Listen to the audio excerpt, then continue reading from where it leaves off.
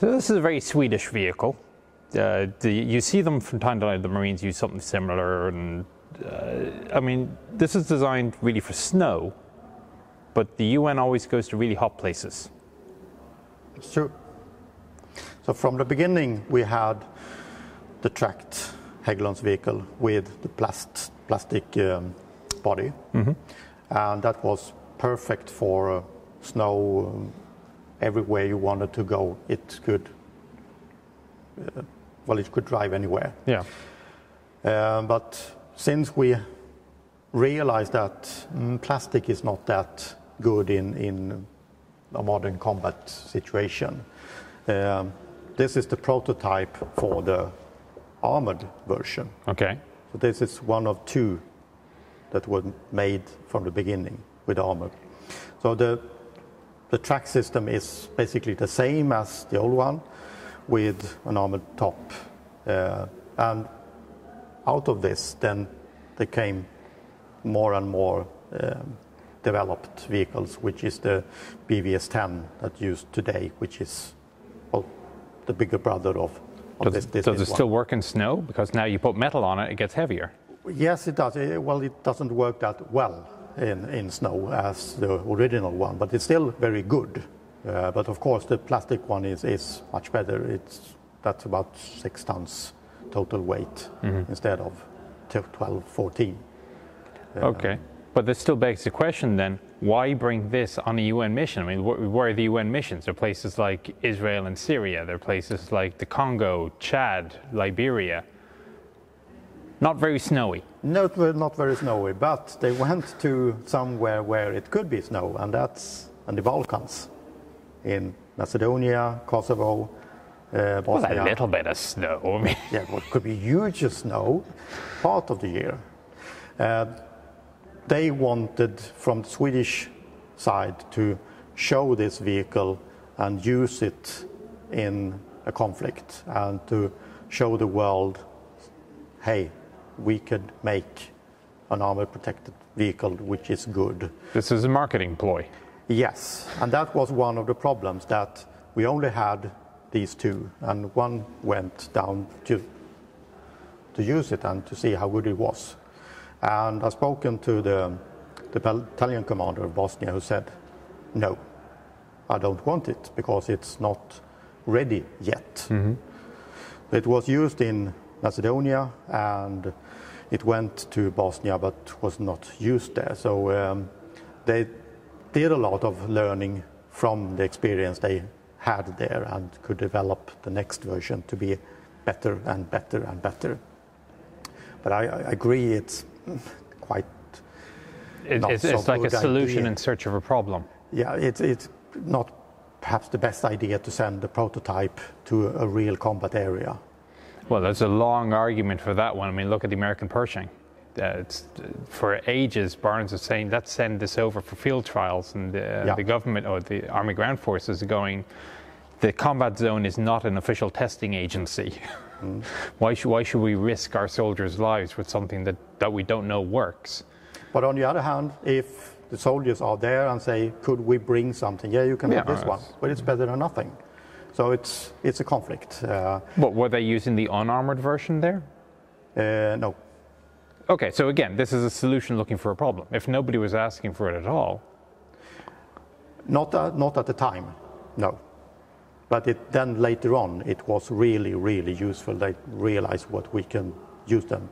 Oh, with the production version? Yeah. Okay, so where's the production version gone then? Bosnia, Kosovo, and then Afghanistan. So I see a little ring there, maybe for a machine gun. I mean, this will stop a rifle, maybe. Yeah. So it was a good test vehicle, and they learned a lot from it. And from this, we have produced maybe the best tracked vehicle of its type in the world today. It's not the only tracked vehicle of its type. Maybe the Russians have something. But there are a few others, but they're bigger and heavier. And that causes problems if you have too much weight on the articulated steering. Well, I mean, it is small enough and you can fit it easily, I guess, on the back of a truck or, on a train or whatever. So this vehicle actually went to a UN mission. And if you talk to people, they say, I have seen that, I've been there. No, not in this vehicle. You have seen the similar ones. They look pretty much the same.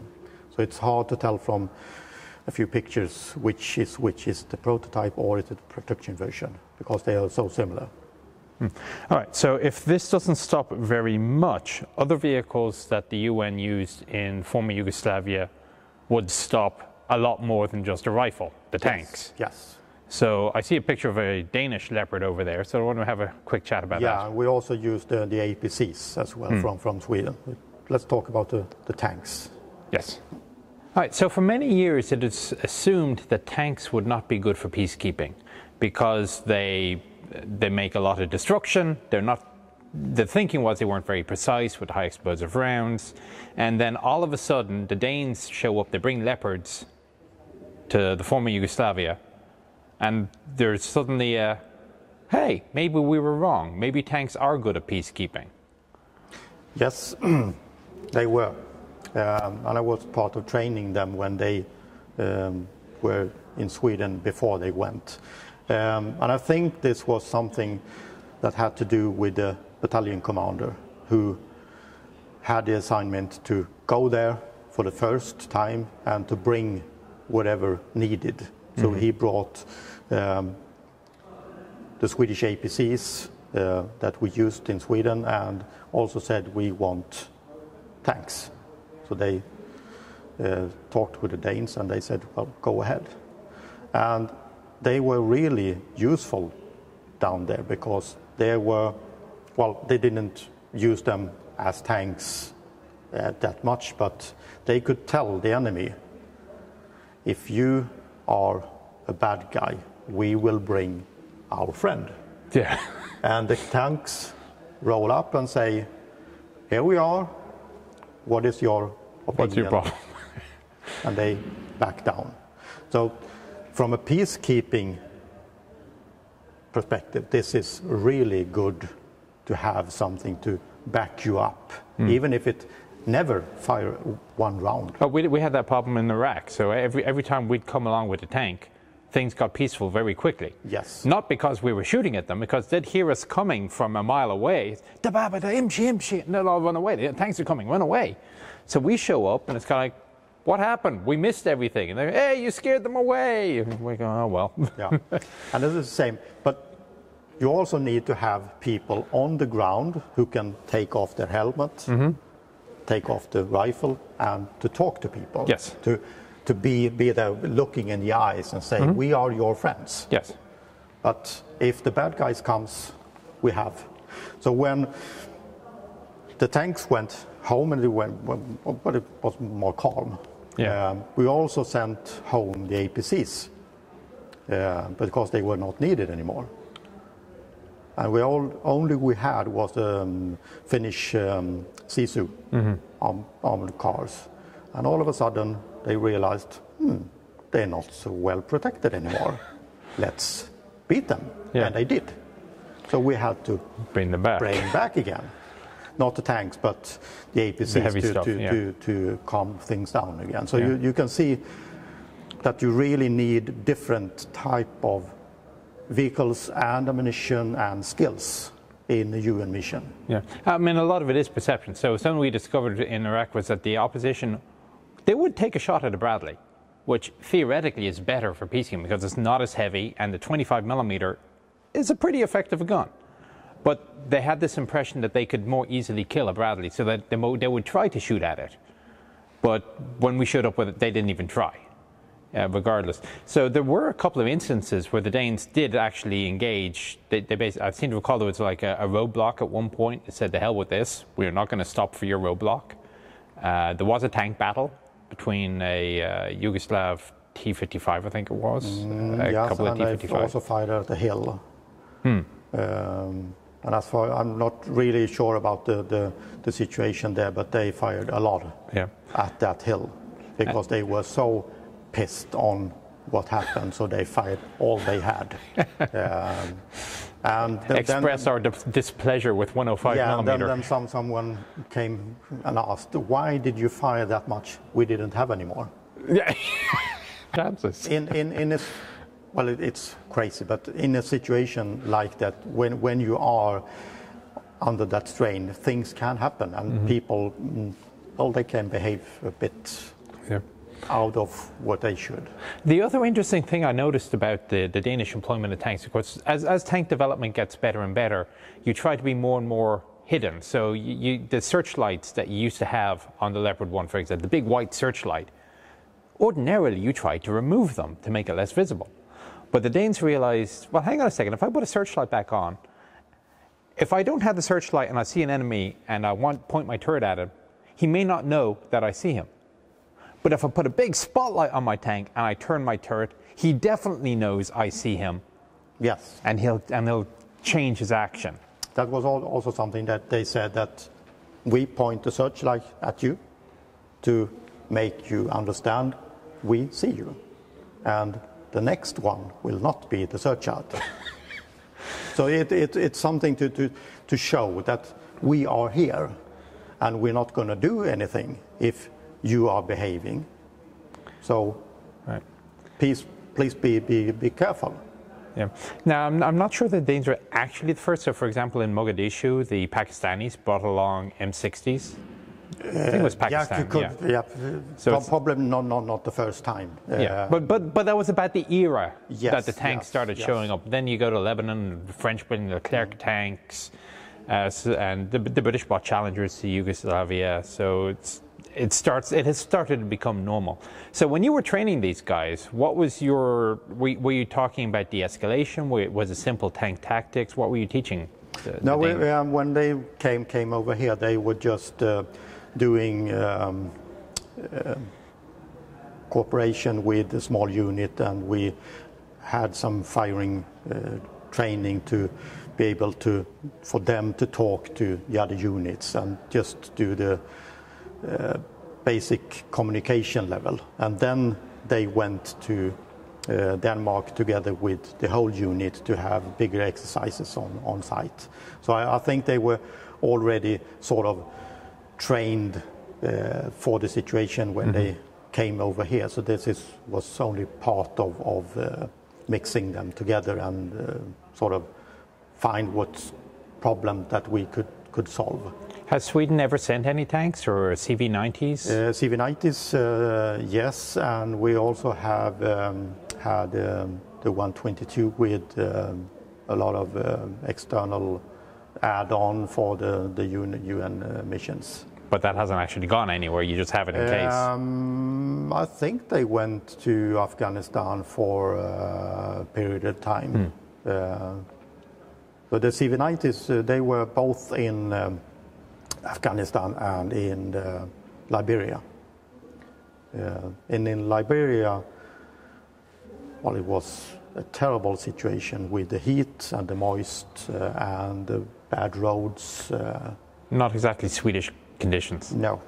So they had a lot of problems, and when they brought the vehicles back home again, they had to almost tear them apart to fix all the problems because of the mold, the moist and everything that got into. Did that come out of the Swedish defense budget, or did the UN pay for that?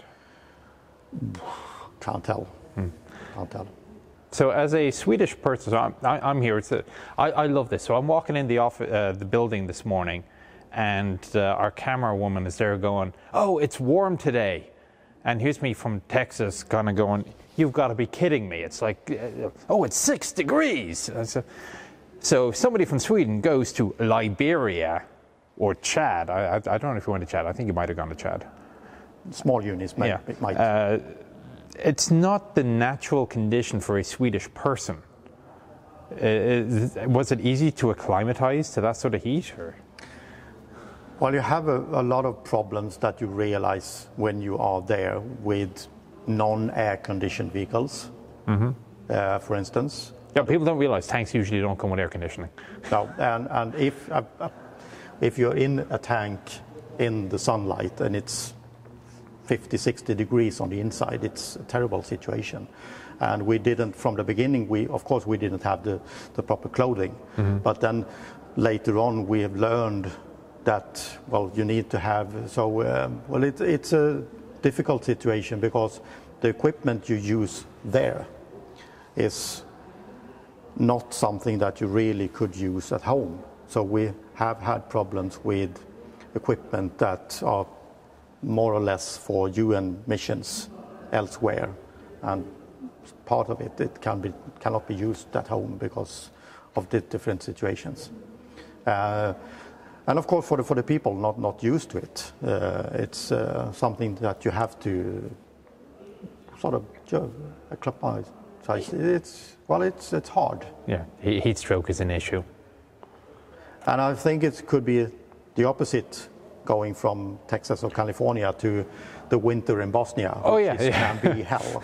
It snowed on me in Iraq, so I'm sitting in the turret of my tank, looking up, going, I'm in Iraq and it's snowing on me. All right, well, let's have a chat about the PCs then. Yeah. Okay, so on the subject of UN vehicles, this PBV, something I just noticed, most of these PCs, the M113, the 432, they have the driver on one side and the engine is on the other. But you've got the entire front is taken up by people. Yeah. Where's your engine? Well, obviously it's in the middle, but why did he do that? No, it's underneath the commander. So it's normally you have an engine like that, but then you have, it's a bus engine which is lying down. So it's lying on the floor, and in the middle at the back you have there's the radiator, etc. Oh, that's what that is. Okay. Yeah. So that's why you have more people at the front to be able to look out, and I think that was the main reason to design it like that, to have more eyes. Well, certainly a lot of periscopes. Yeah. Okay, so this was also sent to former Yugoslavia. Yeah. That the first outing for this vehicle? Yes. And that was part of the mission that went there with two mechanized infantry companies equipped with this one, and they were just sort of taken out of the Swedish storages, painted white. Not much of a change when they went there the first time.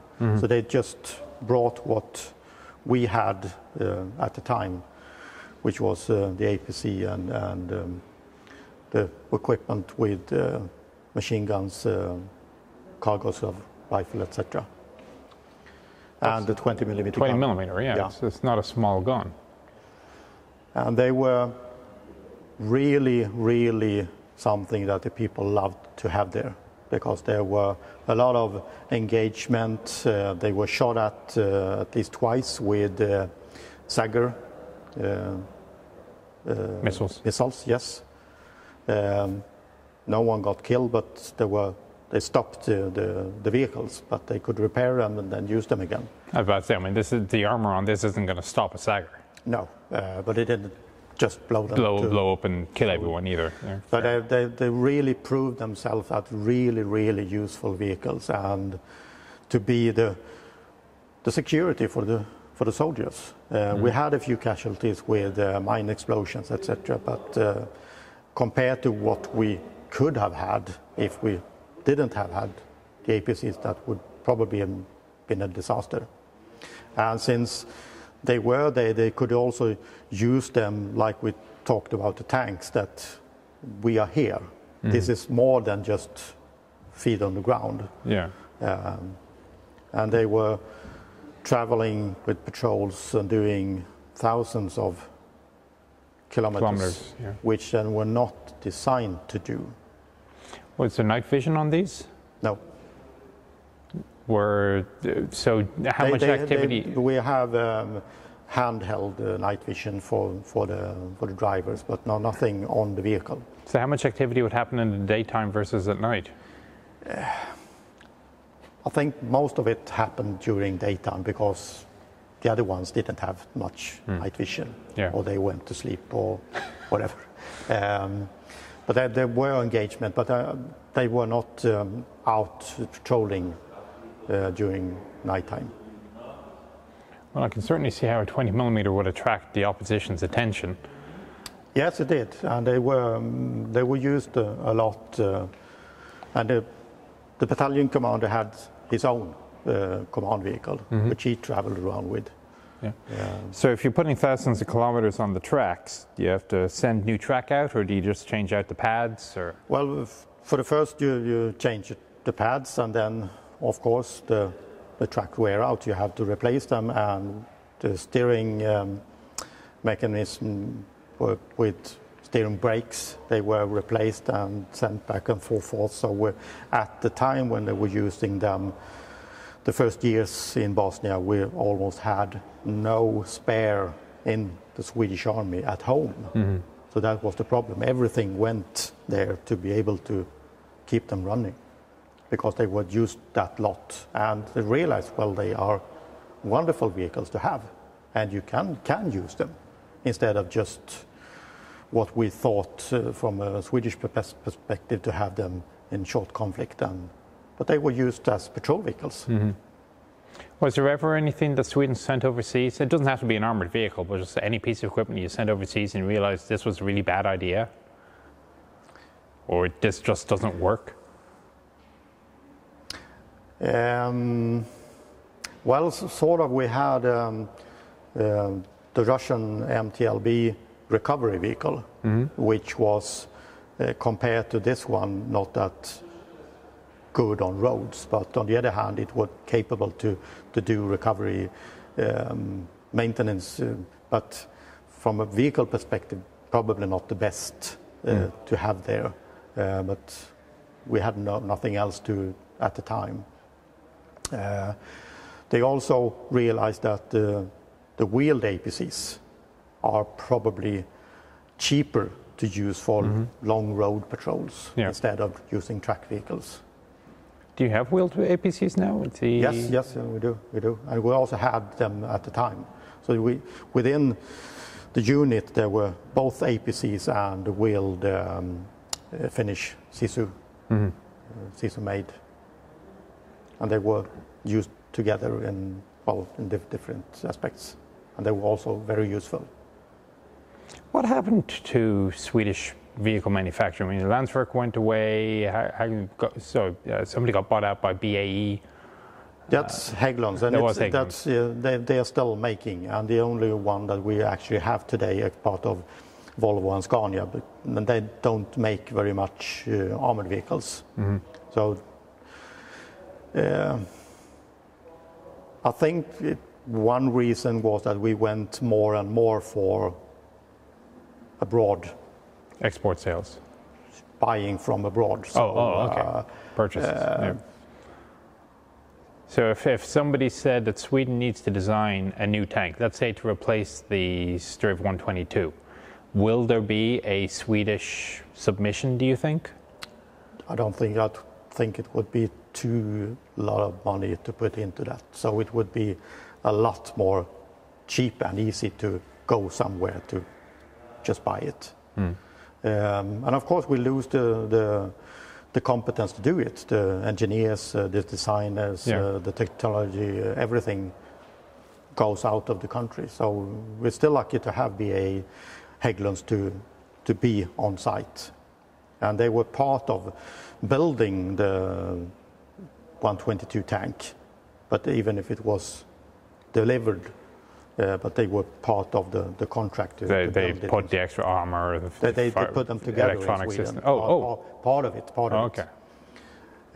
So that might be something that could happen in the future, perhaps, that you have a deal and you do things together. But they're still making the CV90s, which also have been used UN missions, and they're trying to sell them to different countries. Well, they're selling quite well. Yeah, and they're very good compared to other ones. I think it's one of the best APCs in the world. Well, I haven't crawled over one yet, so why don't you have one here? Well, we have one prototype, but it's not here at the moment. Okay, well, let's see what else we can find. If you like this film, please subscribe to our YouTube channel, and there you can find more interesting vehicles.